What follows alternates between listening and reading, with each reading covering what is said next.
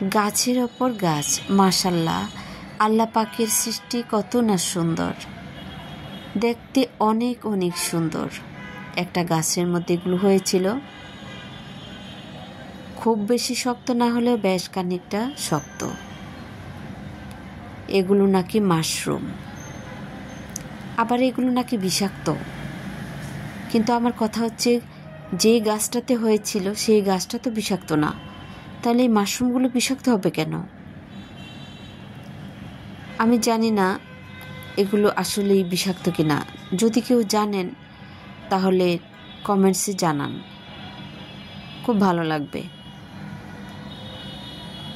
আল্লাহ পাকের এই সৃষ্টি নিয়ে আমরা যদি চিন্তা করি, আল্লাহ পাকের যে কোনো সৃষ্টিকে নিয়ে যদি আমরা চিন্তা করি, ভাবি, তাহলে অনেকটা পুণ্য আমরা এখান থেকে অর্জন করতে পারি।